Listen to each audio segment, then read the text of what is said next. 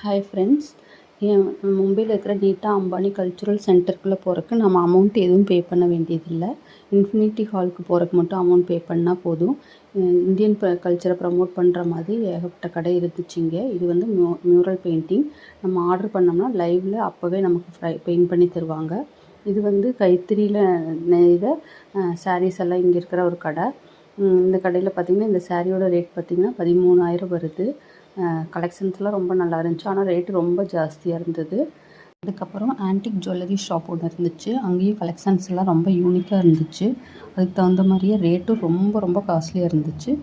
So நாங்கள் just window shopping பண்ணிவிட்டு வந்துட்டோம். பாய்.